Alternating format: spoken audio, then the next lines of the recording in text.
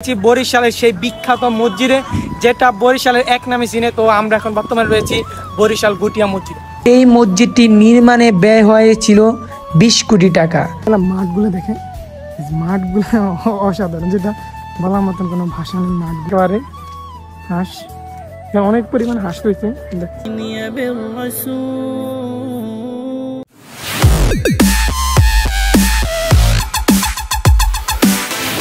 আসসালামু আলাইকুম এভরিওয়ান, কেমন আছেন সবাই? আশা করি সবাই অনেক ভালো আছেন। আলহামদুলিল্লাহ, আপনাদের দোয়া এন্ড আপনাদের ভালোবাসা আবারও নতুন একটি ব্লগ নিয়ে আপনাদের মাঝে হাজির হয়েছি। তো আজকের ব্লগটি অনেকটা ডিফারেন্ট হতে যাচ্ছে, কারণ আজকে আমি রয়েছি বরিশালের সেই বিখ্যাত মসজিদে, যেটা বরিশালের এক নামে চিনে। তো আমরা এখন বর্তমানে রয়েছি বরিশাল গুটিয়া মসজিদ। আজ আমার পিছনে দেখতেছেন সেই বরিশালের সেই বিখ্যাত গুটিয়া জামে মসজিদ। সেটা এটা বাইতুল আমান জামে মসজিদ হিসেবে পরিচিত। বাইতুল আমান জামে মসজিদ কিন্তু এটা সবচেয়ে বেশি পরিচিত, যেটা বাইছে গুটিয়া জামে মসজিদ হিসেবে। আমার পিছনে থাকবেন সেই বিশাল মসজিদ। তো আমরা এখানে অনেকজন মিলে আসছি, তো আপনাদেরকে পুরো মসজিদটা ঘুরে দেখাবো এবং মসজিদের পাশে সবগুলো, এবং এই মসজিদের ইতিহাসটা এবং কীভাবে এটা তৈরি হয়েছে এবং কত টাকা খরচ হয়েছে সম্পূর্ণ ইতিহাসটা আপনাদের মাঝে তুলে ধরবো। তো আমরা একটু ভিতরে দিয়ে যাবো, তো লেটস গো। তো এভরিওয়ান, আমরা এখন গুটিয়া মসজিদের একেবারে ভিতরে চলে আসছি। তো আমার পিছনে দেখতেছেন এই হচ্ছে সেই বাংলাদেশের মধ্যে একটি অন্যতম একটি বিখ্যাত মসজিদ। এটা হচ্ছে বরিশালের মধ্যে অবস্থিত। এটা হচ্ছে গুটিয়া সেই জামে মসজিদ। মসজিদটা চারপাশ দিয়ে আপনাদেরকে যদি একটু দেখাই, এটা হচ্ছে মসজিদের মেন প্রবেশদ্বার দিয়ে গেট হচ্ছে এটা। আর পাশে দিয়ে আপনার হচ্ছে অনেক সুন্দর একটা কারুকার্য ডিজাইন করা। এটার মধ্যে আপনার মেবি এটার ভিতরে পানি থাকে, এখন বর্তমানে এখন পানি নেই। তারপর আপনার ফুলের চারপাশ দিয়ে ফুলের ডিজাইন করা। ওটা হচ্ছে আপনার মেন প্রবেশদ্বারই গেট। আর ওদিক দিয়ে হচ্ছে আপনার আসা যাওয়ার যে রাস্তাটা মেন, যে এরাউটা। আর এদিকে হচ্ছে একটা রাস্তা আছে, আর এই পাশে একটা আছে।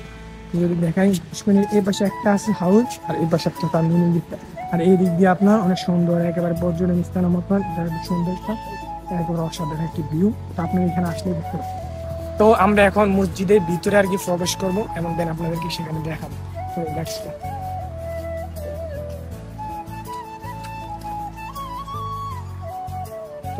তো দেখতেছেন আমরা মসজিদের ভিতরে ঢুকে গেছি। ওই সাইডে নামাজ পড়তেছে হুজুররা, এখানে আর কি বেশি জোরে আওয়াজ করতেছি না। তো এদিকে আলহামদুলিল্লাহ অসাধারণ, আমার দেখা সবচেয়ে বেস্ট একটা মসজিদ এই বরিশালের গুটিয়াখালী যে মসজিদটা।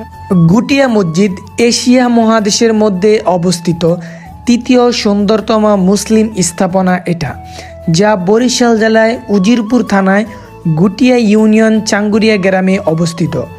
গুটিয়া মসজিদ নামে পরিচিতি পেলেও এর আসল নাম হচ্ছে বাইতুল আমান জামে মসজিদ, যা 2006 সালে এস শরীফউদ্দিন আহমেদ নির্মাণ করেন। এই মসজিদটি নির্মাণে ব্যয় হয়েছিল 20 কোটি টাকা।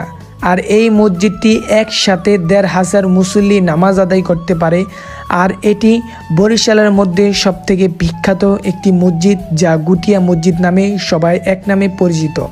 একটা জিনিস দেখাই, এই যেগুলো মাঠগুলো দেখেন, মাঠগুলো অসাধারণ, যেটা বলার মতন কোনো ভাষা নেই। মাঠগুলো অসাধারণ একেবারে।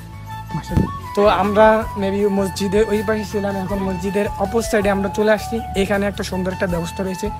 এখানে তো সারা বাংলাদেশ থেকে অনেক পর্যটন স্থান তারা আসে, পর্যটকরা আসে, এই সেই জায়গায় নামাজ আদায় করে এবং অনেকে ছবি তোলে বা অনেক কিছু করে। ওই জায়গায় প্রতিদিন সন্ধ্যাবেলা হলে এবং বিকালবেলা হলে অনেক মানুষ আসে। তো এই জায়গায় যারা মহিলা আসে তাদের জন্য এই জায়গায় সুন্দর একটি নামাজের ব্যবস্থা রয়েছে। দেখতেছেন মহিলাদের জন্য নামাজের ব্যবস্থা।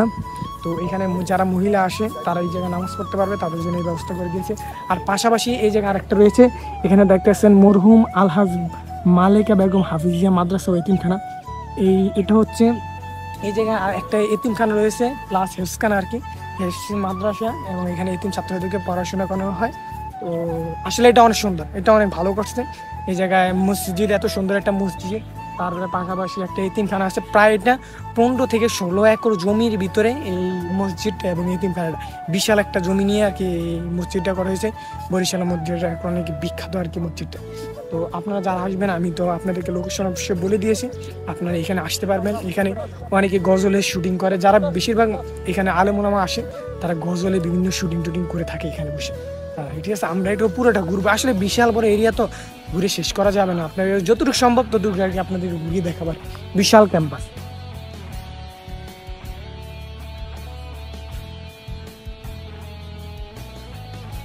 তো তো এভরিওয়ান আমরা এখন মসজিদের দিক থেকে বাইরে হয়ে গেছি। তো মসজিদের একেবারে সামনে একটা পুষ্করিণী রয়েছে। তো পুষ্করিণী এই জায়গায় আসলে জায়গাটা অনেকটা সুন্দর পরিবেশ, এই জায়গায় বসার জন্য ব্যবস্থা রয়েছে, এই জায়গায় বসার জন্য। আর পুষ্করিণীটার চারপাশ দিয়ে হচ্ছে আপনার ফুলের বাগান রয়েছে, তারপরে মাঝখানে হচ্ছে পুষ্করিণীটা। আর এদিকে তো আপনার দেখা যায় এদিকে হচ্ছে মসজিদ প্লাস আমার পিছনে হচ্ছে পুষ্করিণী। এখন আমরা যাবো সামনের দিকে, দেখা যাচ্ছে বৃষ্টির কিছু টুটা পড়তেছে, এই জায়গায় বৃষ্টি চলে আসছে। তো আমরা বেশিক্ষণ এই জায়গায় থাকবো না, আমরা আবার চলে যাব। তো এই জায়গায় আসার পরে এদিকে তো দেখা যাচ্ছে এই পাশে কিছু রাজহাঁস দেখতে পাইছি, তো এই কারণে আর কি এদিকে আসা। তো আপনাদের কিছু রাজহাঁস দেখতেছেন কতগুলো একেবারে হাঁস, অনেক পরিমাণ হাঁস রয়েছে দেখছেন।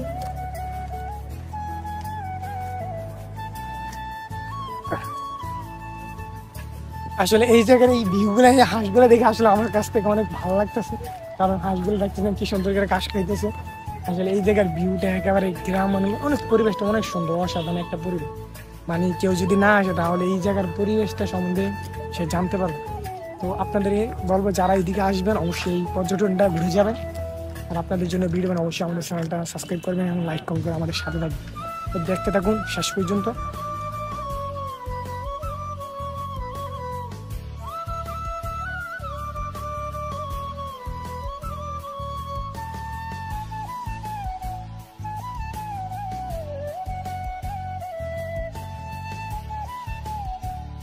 মসজিদের এই পাশটা এবং এই পাশটা আমরা ঘুরে আসি।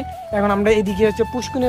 ও গাইস, আমি এতক্ষণ পর্যন্ত এই জায়গায় আছি কিন্তু আমি একটা জিনিস দেখতে পাই না, সেটা হচ্ছে এই জায়গায় গাইস দেখেন কি সুন্দর গোলাপের বাগান, আমেজিং গাইস, আমি মানে অসাধারণ, মানে কি সুন্দর ভাই। এটা একটু খেয়াল করছো?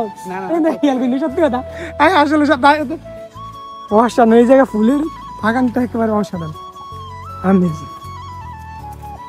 দেখেন কি সুন্দর সুন্দর গোলাপ ফুল এই জায়গায় আছে। তো এবার আমরা একটু দিকে বানিয়ে গেলাম।